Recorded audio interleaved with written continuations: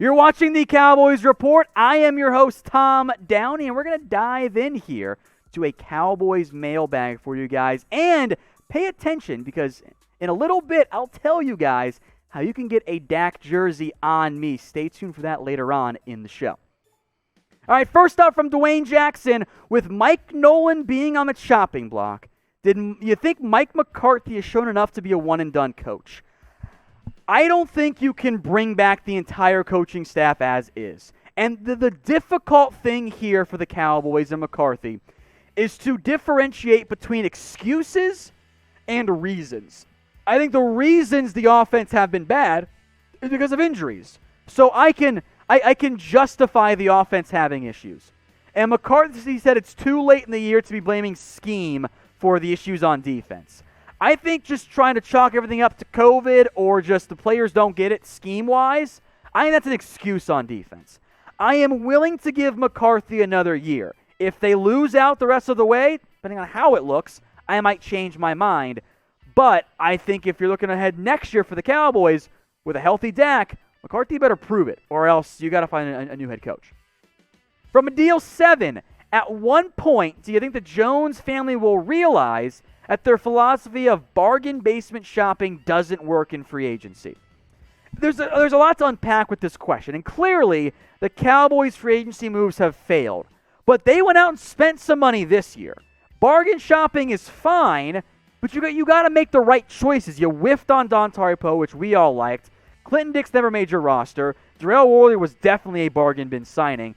Part of the problem here is that Stephen Jones craves flexibility. So they're paying their own guys, but they've missed on too many moves. If they had not paid Zeke, not paid Jalen, paid other players instead, we wouldn't be having this conversation.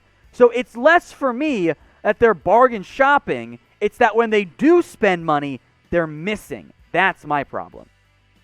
Kenny Ford with another free agency question. Sign Earl Thomas and Damon Harrison in the offseason.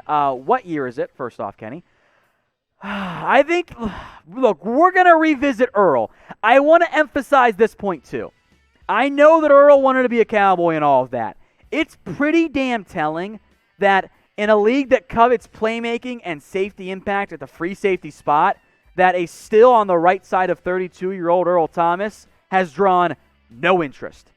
Like, the Texans were going to bring him in for a workout, and then they canceled it, and no one's done anything since.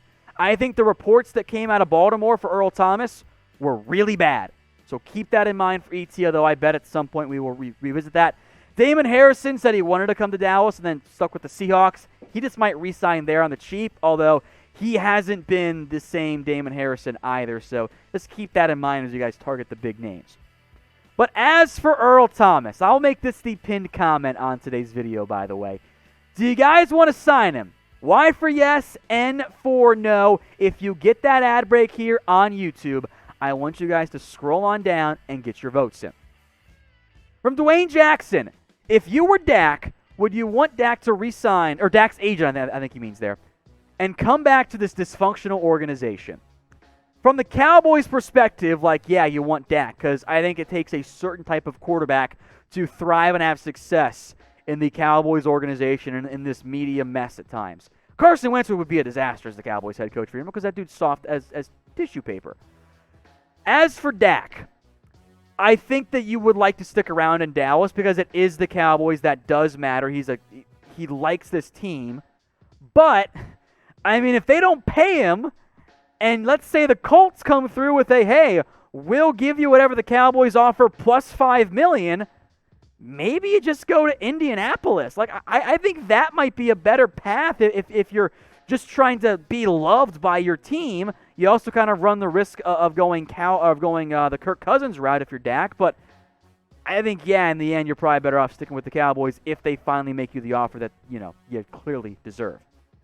Today's show made possible by our sportsbook partner, BetUS. Head over to chatsports.com/bet and use the promo code you see right here. It's Cowboys125. That will get you a 125% deposit bonus. Now, if you're bad at math, like Mitch over there is, let me explain what that means. You put down $100, they're going to get you an extra $125 for free. So you can email us, by the way, if you have any questions at all. It's Cowboys@chatsports.com.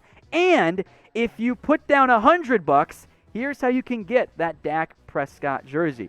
$100 could get you the deposit bonus and a Dak jersey. If you want in on that, email us, cowboys@chatsports.com. We'll get all your info, do all that kind of stuff for you, help you out if you have questions getting signed up and deposited. We'll take care of you and get you guys a Dak jersey this holiday season. So email us, cowboys@chatsports.com. Stephen West, Wade Phillips for defensive coordinator. I mean, I'm down to explore it. I think that Wade's a better coordinator than Mike Nolan. He took this year off. I don't know if the NFL's kind of like, okay, fine, we'll move on. And I don't know if this is fair or not, but the Rams moved on from Wade Phillips, and their defense is better this year. So I am down to explore it. I don't know if Wade and the Cowboys want a reunion. Phillips is also old. I know he's been a great defensive mind for years now, but he's getting up there in age. I think that has to be something the team considers in terms of future impact. So let me know in the comments section, folks, who you guys want fired. I know many of you are going to say Mike Nolan. You can go beyond that, too. If you want to fire the DC, the OC, any number of coaches, and I'll include players in here as well, let me know in the comments section. Super chat now from Troy Daniels. How much dead money will the Cowboys have next year, approximately? He also says, I've been a Cowboys fan since the days of Roger Staubach, and those were the days. Yeah, it's been a while since the Cowboys had that level of success. In terms of dead cap, there's really not a lot currently on the Cowboys roster. As of this moment, it's about $3 million. The vast majority of that coming from Gerald McCoy because they space out over 2 years. Same with Dontari Poe. There's not much dead money right now on the roster. Now, if you try to move on from a Jalen Smith or you try to trade a Zeke Elliott or you cut like a Greg Zuerlein and please cut Chris Jones, there will be some added dead money on there. But in terms of that, the days of being stuck with Romo's contract are long gone. The Cowboys are not nearly as in bad shape as, say, the Eagles, for example. Cryptic, have you liked Fossil this season versus Keith O'Quinn last year? I think they've been better. I think there's been a deeper variation in terms of the results. Like the highs under Fossil, because he loves those trick plays, have been pretty good. The kicking game, especially once they cut Brett Maher, has been better, I suppose.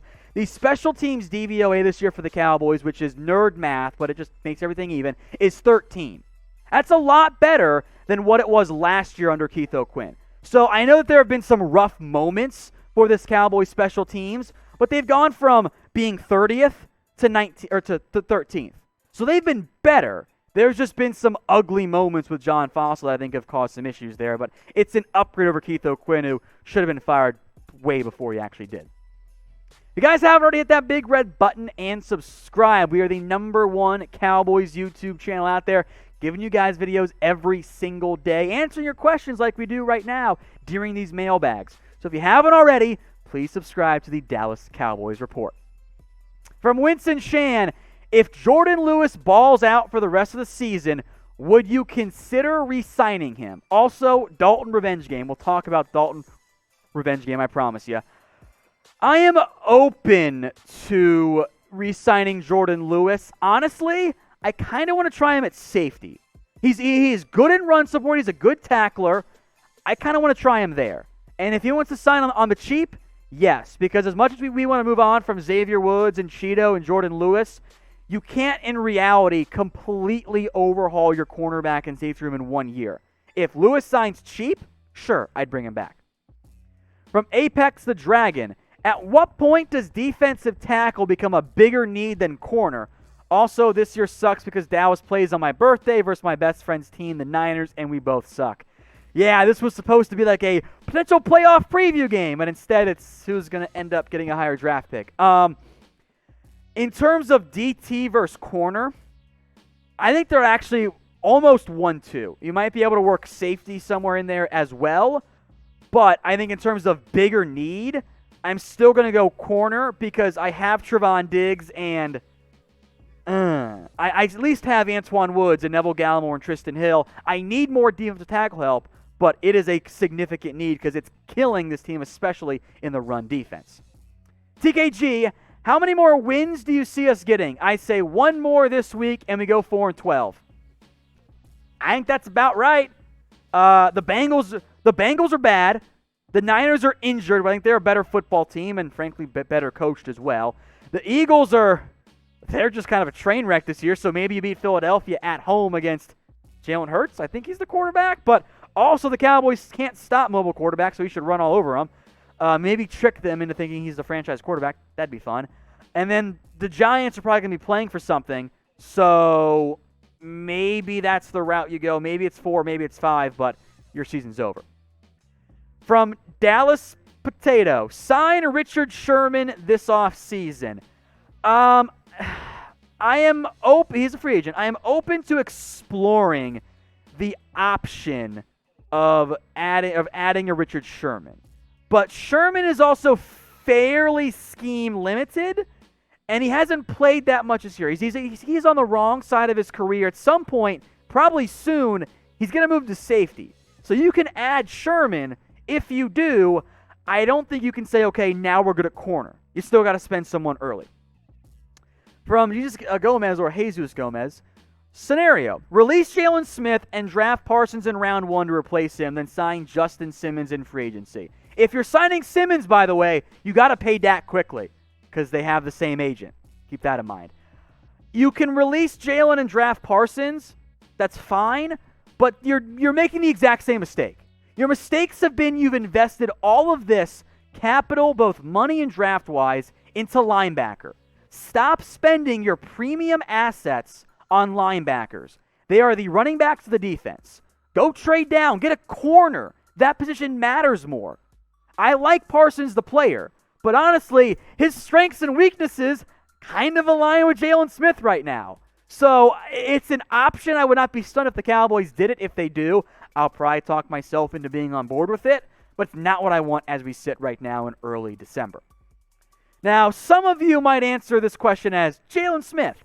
Who is the worst Cowboys starter right now? So only guys that are healthy. So if you want to throw in a Terrence Steele, who, by the way, has actually been a little bit better as of late, who is the worst starter right now? Let me know what you guys think in the comments section.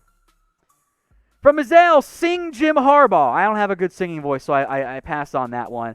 To actually answer your question, I'll just be flippant. No, because honestly, do we want Jim Harbaugh? He's failed at Michigan, guys. It's not working. They are further away from beating Ohio State than they were when he got there. That's troubling.